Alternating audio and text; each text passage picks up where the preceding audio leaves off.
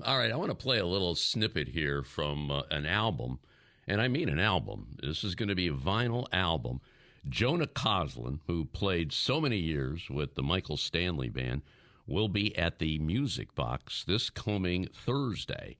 $35 in advance, $45 at the day of the show. And can we play a little bit of Savage Love here?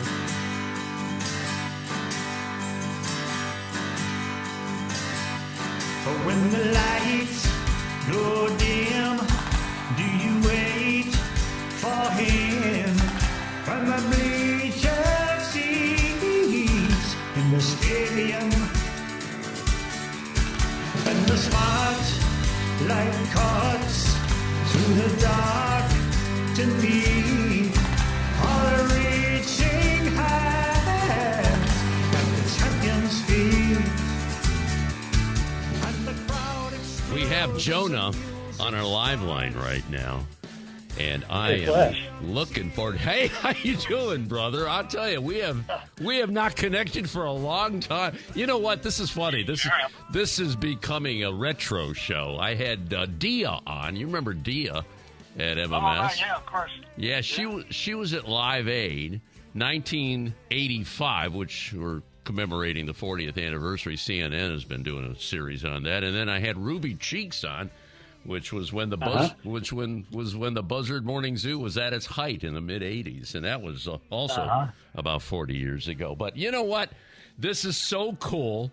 Vinyl unreleased tracks from the Stage Pass era special event at the Music Box this coming Thursday. Jonah, let's just, we got some time here. Let's just talk about your career.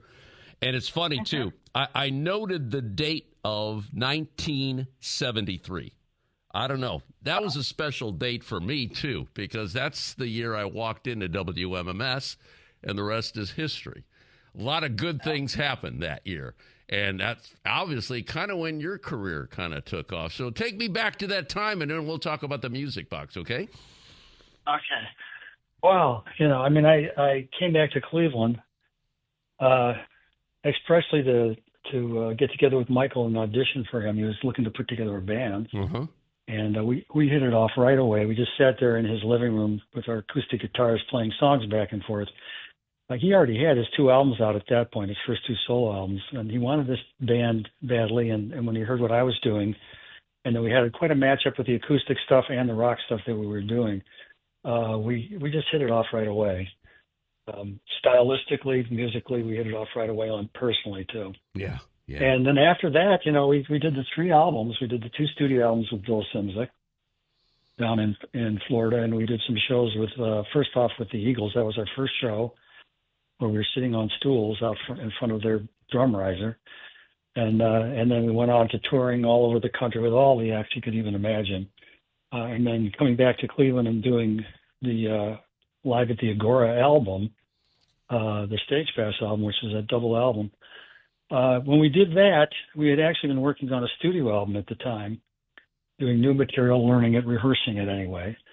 And you can see several of those songs on the Stage Pass album, so it's not all older songs, not all songs from the previous albums. There was new songs on there as well. And those songs that were on that album, which were like Midwest Midnight and Nothing's Gonna Change My Mind, Wild Sanctuary, Pirate, those are all brand new tunes. They were just some of the tunes that we had been working on. A few of the things that we were working up in rehearsal that Michael had brought into the band, they ended up on the coming the Michael Stanley Band albums that came after that point, after I left the band. But I had songs which I had never recorded, which I had the rehearsal tapes from, that I'd always really loved, and Michael used to refer to them too. One in particular called "The Pride." He even talked about recording it at one point. And we talked a couple times about, well, maybe we should, get together and do that album. We never did. Well, we never got around to it, but I finally had the chance to record those songs, which I've been holding on to. And we're talking about some really rough demo tapes. They weren't even demo tapes; they were just rehearsal tapes. So you can hear the roar of the Leslie in the background and the ground loops and everything else until the music starts, and then you can hear the music. We're talking really early cassette tapes, but the arrangements were there and the feel of the whole thing was there, and I always wanted to capture that. and bring it into the studio. So that's what I did. A few years ago, I just started recording on these 3 songs. They were my 3 favorites that I had brought to the band at the time, and slowly but surely they came together. And you decided to go vinyl. Is this your first? I mean, well, obviously, vinyl was everything was vinyl back in the day, and then right. CDs, but vinyl's coming back. But from the point that you're releasing this now, is this the first vinyl release for you, or what? Oh yeah, this is the first vinyl I've had out since the Heroes back in the 80s, in 1983. Everything else I put on has been on CD or streaming. Yeah. Yeah. So when my manager Al and I started talking about doing it, I said, well, what if we do it vinyl? He said, well, that would be a great idea. He loved the idea. I said, this deserves to be on vinyl. This is where it would have been to begin with. Yeah. He said, let's do it. Let's put it out on vinyl. Enough people still have their record players, and they'll get it. Plus, you get the big cover. The big cover is always the thing, getting the cover and be able to turn over and read the back of the cover. That was always a big deal. That was the best part of it, too. I mean, the music. Don't slight me here. The music was great. And I'll tell you, and the Beatles, I mean, there were so many great album covers, but Sgt. Pepper and all the albums that came out back in the day. Oh, yeah. I mean, that was artwork there. And then you had the cover of the album in front of you, and then you're listening to the music. It's almost like the cover spoke to you. That's the cool thing about that. Yeah. Yeah. So now you're out in West Coast now, and you're from Beach. Let me ask you this: I know you grew up in Beechwood. You're musical. I mean, is that when it all started with you when you were in Beechwood? I mean, take me back to that time, because I bring that up. I went to Normandy High School in Parma, and that's when I got the radio bug in me. And I'll never forget the time. I've told this story a million times. There was these Wolensek tape recorders that they were using for lessons in school, and we played Whole Lot of Love. And maybe it was a little too loud one day, and that's when one of the teachers came by. What's going on in there? we were in the audio visual room getting ready to take that tape recorder to a classroom, but all of a sudden we stumbled on this tape. It was a 7-inch tape too, 7-inch reel. But your time at Beechwood, what happened back then? I mean, is that when everything started to happen for you, or what? Well, it did. I mean, I grew up till like the age of 10, 11 in South Euclid, and then we moved to Beechwood. And the year, I believe it was the year that we moved there, was the year that Meet the Beatles came out. That the Beatles came to the States, and it was on my birthday, February 9th. And I had just gotten the Meet the Beatles album for my birthday, and then they were on the Ed Sullivan Show. Mm-hmm. So that kind of set up the whole thing for me. After that point, I pretty much knew what I wanted to do. Yeah. My dad was a sax player. He played in big bands, and he always encouraged me to play music.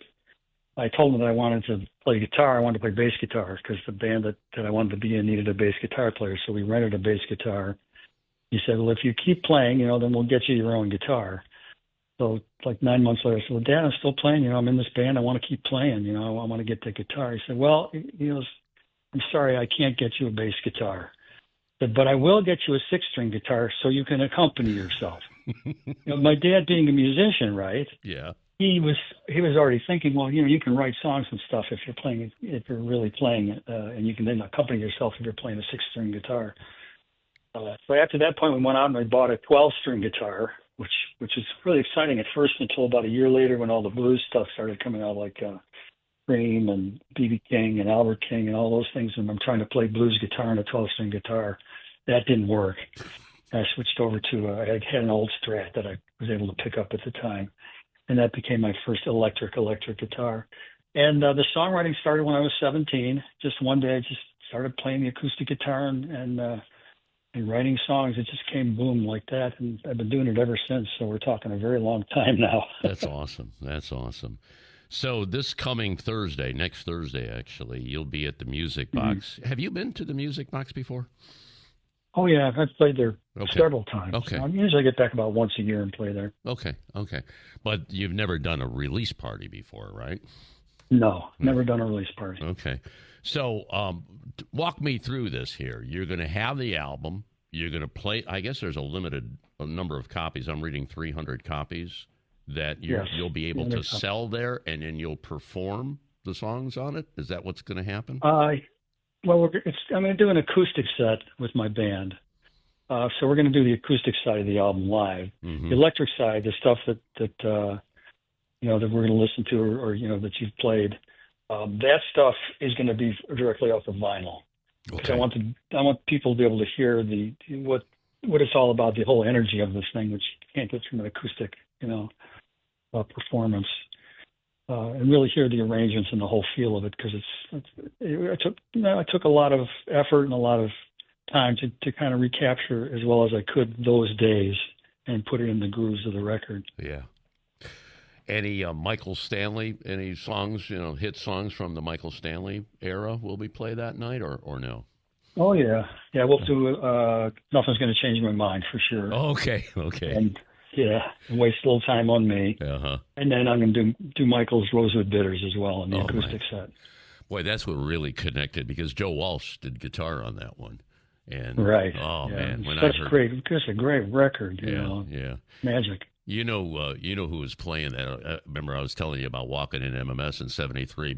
David Spiro, who you know all too well, was playing that all the time. I remember when I walked in the studios there, and I was just a college kid, and he's on the phone with nobody else but Joe Walsh. It was too funny. Yeah. Yeah, he's on the phone, and he was playing some early Springsteen stuff. But it was a great era, and it's just so cool that you could share some of the things that went on. I mean, we could spend a whole lot of time. And you know what? I want to invite you down the road to, you spend a lot of your time on the West Coast, and I appreciate you getting up early, but let's keep in touch and talk more about I'd that love to, era, man. because that was such a special time. And when you think about it, Jonah, that's why we have the Rock and Roll Hall of Fame here. It's because of people like you, Well, I mean, we were so fortunate. I really count myself as a very fortunate person for what we grew up through, what we had there in Cleveland. All the bands that came through, you and I both know, everybody came through Cleveland. We got to see people when they were just starting. Mm-hmm. Here's Cleveland, this little city in the Midwest, and the Beatles are coming into town. I saw the Rolling Stones at the arena, the hockey arena. Led Zeppelin was there. Everybody was there. Everybody came through Cleveland and continued on, like breaking Springsteen and Bowie and any number of other acts, and then MSP growing out of Cleveland. Just a fantastic place to cut your teeth and to really get the inspiration of what rock music was at that time. And it was everything. I mean, it was the center of our lives. Mm-hmm. Radio, MMS, forget it. I mean, that was just like the heartbeat. That was everywhere. That was, in your kitchen. It was on your radio when you woke up in the morning. It was in your car. It was always there. The music and the jocks. So yeah, really fortunate. It's like the stars were aligned. It was such a magical moment in northeastern Ohio. You know what? I'm going to let you go. And once again, I'm going to promote the fact that I got to promote the heck out of the fact that you are going to be at the Music Box this coming Thursday. Mike Miller said, hey, you know what? Let's get them on here. Let's talk about that. Let's sell this show out. Unreleased tracks from the Stage Pass era. And this is going to be Thursday, August 14th. Doors open at 6, showtime at 7:30. $35 in advance, $45 a day of the show. You take care, my friend, and we'll talk down the road, I promise, okay? All right, Flash. Great talking to you. Okay. Jonah Coslin, part of the Michael Stanley Band.